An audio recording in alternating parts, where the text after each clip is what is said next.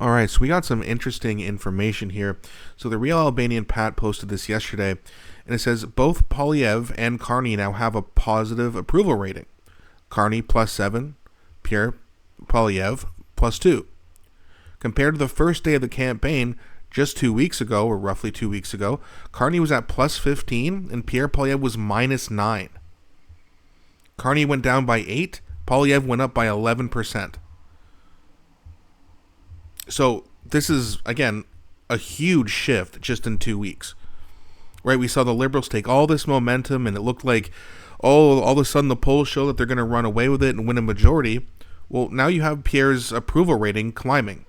And I mean, again, this is only a couple weeks, right, since the campaign started. Massive shift.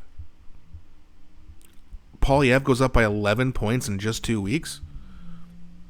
That's not exactly what we normally see, but you're seeing major shifts right now. It's kind of wild to see all these polling information showing, some are showing a massive Liberal majority, and some are showing that it's really close, and then there's others showing that the Conservatives have a slight lead. It's very interesting. Now, this is a Main Street poll where they had the Liberals up by 2 points. But even the NDP, apparently, like they've been showing 5-6% with some of these other polls, and up to 7.9 now, so that's almost 2% back. So it looks like Carney is starting to lose a little bit of that momentum. Now, of course, once we get to the debates, I think you're going to see things just completely switch, because Mark Carney's going to have nowhere to hide. Right, like what's he going to do when Pierre's just hammering him? And especially during the French debate, we know he can't speak French that well. He can speak it, but not nearly as well as Pierre Poilievre, Jagmeet Singh, or Yves Blanchette. So it seems like the wolves are circling right now, and Mark Carney's going to have nowhere to hide during the French debate or the English debate.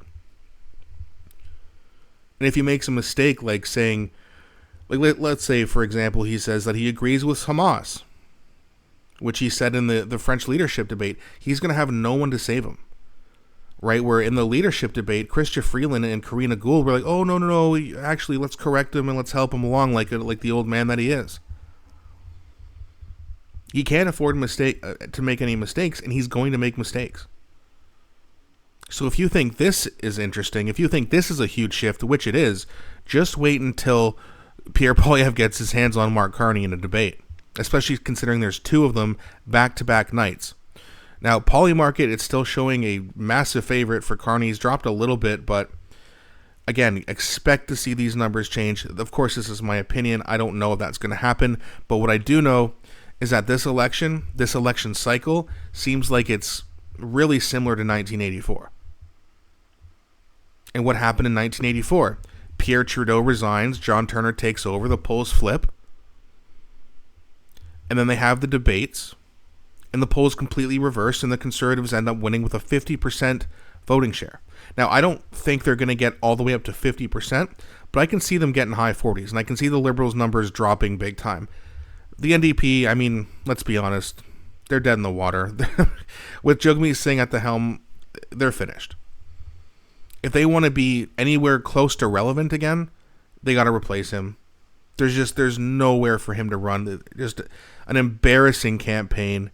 That stupid bus. They're barely having any people showing up. They're holding rallies in parking lots. Like the OnlyFans model they hired as a content creator. It's so ridiculous.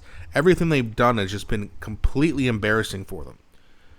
And it's great to see because it's hilarious and the NDP is terrible. But let's be honest, because people are abandoning the NDP, you're going to see the Liberals get at least into the 30% in voting share. Like well into the 30. They're probably going to end up with 34 to 36%, and that's my opinion. I know the polls are showing other things right now, but again, we haven't had the debates. And again, in just 2 weeks, look at the shift in terms of approval rating. So this is very interesting, and I think it's really good news if you're a Pierre Poilievre supporter. Again, I hear it all the time in the comment section. Well, the polls aren't that well. I do like to have a look at this information, and I do like to report it for you guys.